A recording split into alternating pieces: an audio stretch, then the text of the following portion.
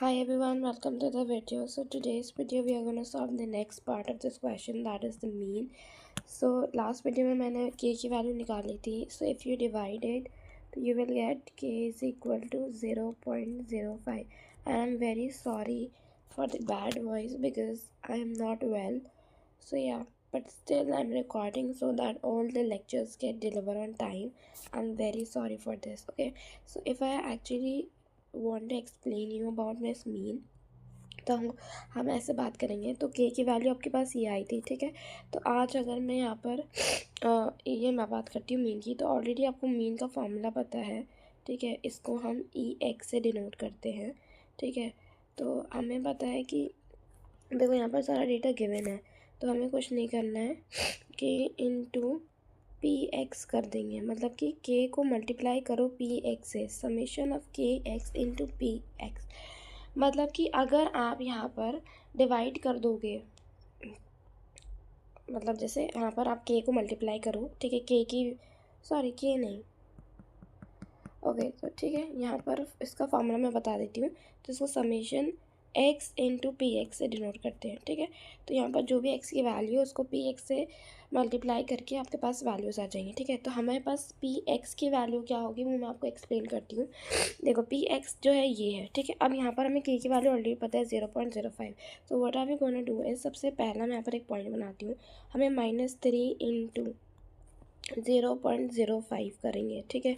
फिर सेकेंड, फिर -2 इंटू 0.1, ठीक है. ऐसे सारा करना है हमें. और मैं करती हूँ, एक सेकेंड. देखो ऐसे करना है, मतलब कि यहाँ पर k की वैल्यू सारी सब्स्टिट्यूट करनी है इस वैल्यू में जो हमने अभी निकाली है, और उसको मल्टीप्लाई करना है x से, तो आपका मीन आ जाएगा, ठीक है. तो ये तो 0 हो गया इंटू 0.2, और फिर 1 into 2 into 0.5. Then if we do the next one, 0.4 multiply करना है 2 से, फिर 3 को मल्टीप्लाई करना है 2 इंटू 0.05 से. So if I do the calculation, यहाँ पर मैं कैलकुलेट करती हूँ, एक सेकेंड. ओके, तो यहाँ पर अगर आप मल्टीप्लाई करोगे तो सारा आंसर आ जाएगा. तो देखो -0.15 -0.20, ठीक है. मैं बेसिक मल्टीप्लिकेशन है, नहीं समझ अब में आएगा, कैलकुलेटर में डाल के देखो सारा यही आंसर आएगा, ठीक है. तो हमें कुछ नहीं करना है, ठीक है. तो अब हमें EX की वैल्यू निकल जाएगी हमारी. हम इन सब को देखो, जितने भी सब्ट्रैक्टिंग वाले हैं उन देखो, यहाँ पर माइनस माइनस प्लस हो जाएगा, फिर माइनस फिर प्लस. तो ये देखो माइनस आएगा और 0.40 हो जाएगा, फिर प्लस कर दो, फिर ये सारे ऐड कर लो, ये वाले टर्म्स, ये वाले, ये तो 0 है, ठीक है. तो ऐड करने पे यही आएगा, ठीक है. तो ये आपका मीन हो गया.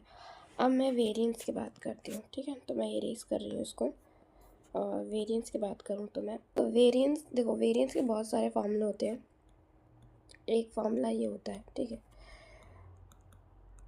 एक फार्मूला ये होता है, एक फार्मूला होता है x माइनस म्यू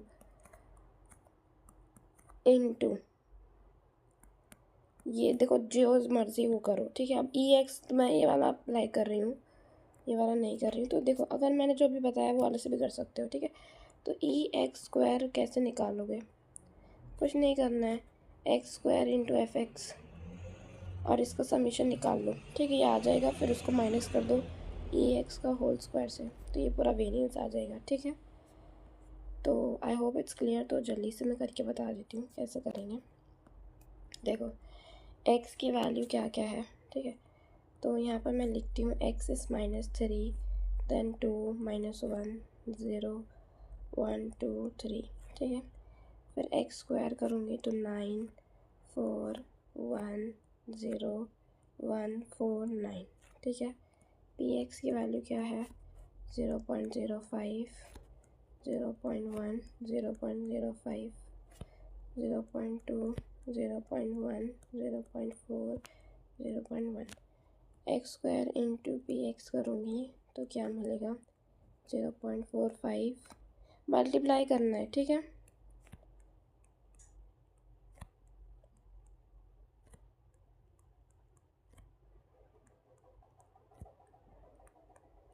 देखो इन दोनों को मल्टीप्लाई करके ये सब आएगा, ठीक है। मैं इन सबको मल्टीप्लाई करूँ, एक सेकेंड, इनको मल्टीप्लाई करके आया, इसको मल्टीप्लाई करके ये सब इसको, ठीक है।